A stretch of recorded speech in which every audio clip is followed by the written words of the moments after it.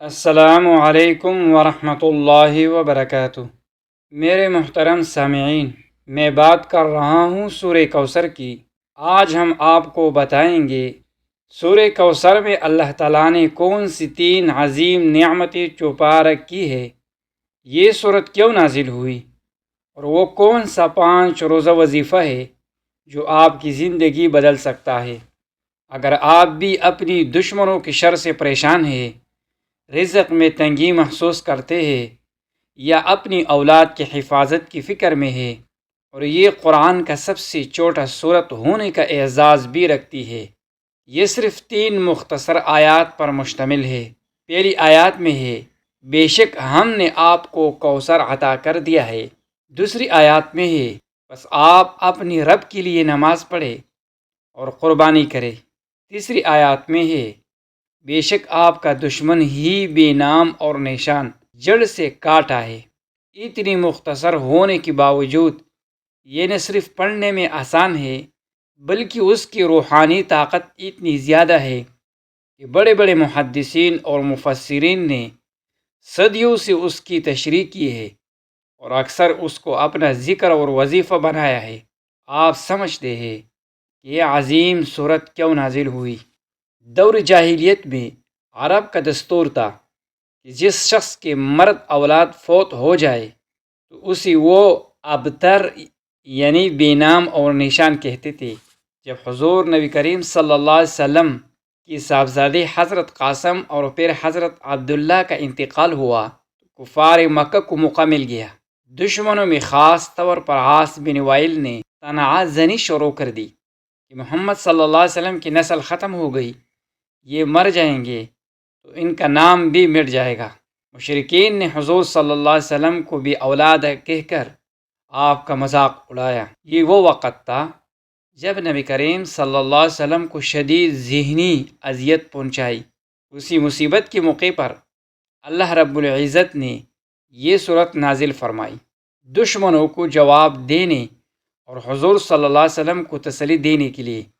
ان آیات میں اللہ تعالیٰ نے اعلان کر دیا کہ دشمنوں کی جڑ کٹ جائے گی، نہ کہ نبی صلی اللہ علیہ وسلم کی نسل۔ اس صورت میں اللہ تعالیٰ نے اپنی پیارے نبی کریم صلی اللہ علیہ وسلم کو اور آپ کی امت کو 3 بڑی بشارتیں دی ہے۔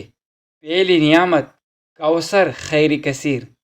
لفظ کوثر کا معنی ہے بے انتہا کثرت یا بے شمار بلائیہ۔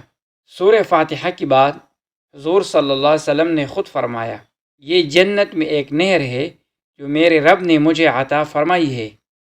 اس نہر کی خصوصیات بیان کرتے ہوئے آپ صلی اللہ علیہ وسلم نے فرمایا کہ اس کا پانی دودھ سے زیادہ سفید، شاد سے زیادہ میٹھا ہے، اور اس کی میٹھی کستوری سے زیادہ خوشبودار ہے۔ دوسری نعمت نصرت اور عبادت کی توفیق۔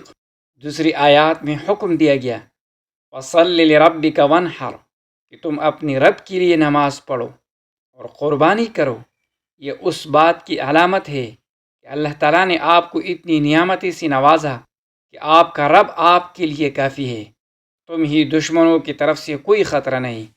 تیسری نعمت دشمن کا خاتمہ۔ تیسری آیات میں فیصلہ سنایا گیا، اِنَّ شَانِئَکَ هُوَ الْأَبْتَرُ، کہ تمہارا دشمن ہی ہر طرح سے کاٹا ہوا ہے۔ یہ آیات نبی کریم صلی اللہ علیہ وسلم کی نسل اور نام کی دوامی اور دشمنوں کی نابودی کی ضمانت ہے۔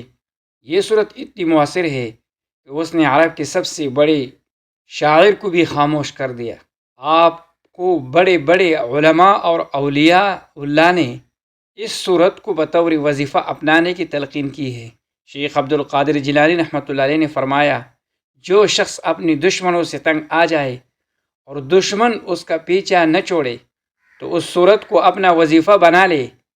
اس کے تحت ایک 5 روزہ طاقتور وظیفہ پیش کیا جا رہا ہے جو آپ کو 3 اہم چیزوں سے نجات دلاتا ہے۔ دشمن کا کوئی وار آپ پر اثر نہیں کرے گا کہ دشمن حاسد اور مخالفین کی زبانی بند ہو جائے گی، رزق بھی انتہا عطا ہوگا، روزی کے دروازے کھول جائیں گے اور دولت میں برکت ہوگی، اولاد کی مکمل حفاظت ہوگی، بچے گمراہی، بری صحبت اور نشوں سے محفوظ رہیں گے۔